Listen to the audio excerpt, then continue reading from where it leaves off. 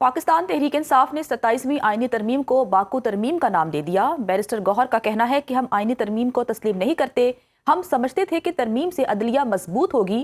قومی اسمبلی میں خطاب کرتے ہوئے انہوں نے کہا کہ حکومت اپنی طاقت کے بل پر آئین بلڈوز کرنے جا رہی ہے۔ مزید کہا آج جمہوریت کے لیے سوگ کا دن ہے۔ جمہوریت کے لیے ایک سوگ کا دن ہے۔ جمہوریت کے دعوے کر کے جمہوریت کو دفن کرنے کے لیے ایک قدم آگے بڑھ رہے ہیں۔ قانون کے سامنے جواب دہ ہونے ہی قانون کی بالادستی ہے۔ آپ لوگوں نے نہیں دیکھا دنیا کے کس صدر کے پاس امیونٹی ہوتی ہے؟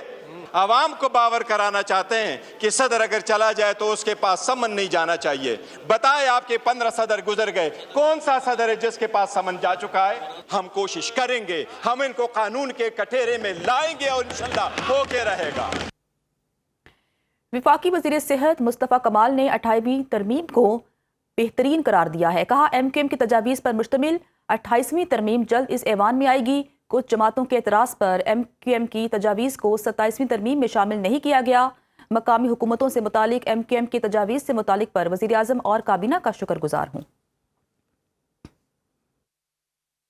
1 پوائنٹ ایجنڈا، ہم نے جو دستاویزات بنا رکھی تھی آئینی ترمیم کی، ہم نے وہ دستاویزات Pakistan Muslim League P M L N سے ہم نے اسے شیئر کی۔ 2 دن کی ڈسکشن میں تقریباً آدھا دن جو ہے وہ اس ایم کیو ایم کی پیش کردہ 26ویں آئینی ترمیم کا جو یہ مسودہ تھا وہ ڈسکس ہوا، لیکن بہت ساری اپروولز کے باوجود کچھ ہماری جو پارٹیز ہیں انہوں نے اس کو ایگری نہیں کیا اور اس 27ویں آئینی ترمیم کا یہ حصہ یہ بات نہیں بن سکی۔ لیکن آج میں پاکستان کے لوگوں کو 24 کروڑ لوگوں کو بتانا چاہتا ہوں کہ this matter has not been dead yet, یہ ختم نہیں ہوا، اور انشاءاللہ تعالیٰ میں اس ایوان میں کھڑے ہو کر کہہ رہا ہوں انشاءاللہ تعالیٰ 28ویں ترمیم اس لوکل گورنمنٹ کی آرٹیکل 148 کی تشریح کے حوالے سے اسی ایوان میں انشاءاللہ تعالیٰ بہت جلد آئے گی۔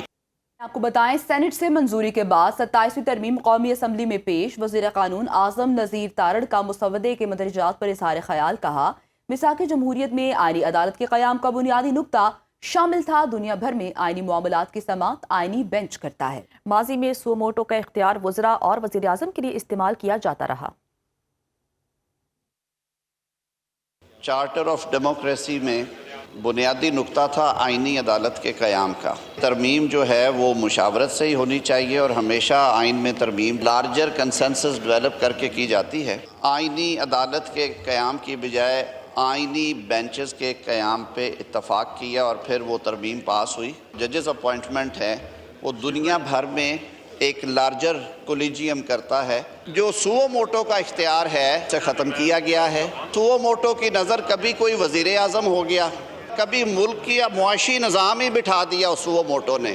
قوم کے بہادر سپوت کو فیلڈ مارشل کا اعزاز ان کی اس پیشہ ورانہ کارکردگی اور مہارت اور ان کی اس جنگی حکمت عملی کی وجہ سے دیا گیا۔ فیلڈ مارشل کا رینک لینے کے بعد ضروری سمجھا گیا کہ اس کو بھی اس لیگل ڈسپنسیشن میں ایکنالج کیا جائے۔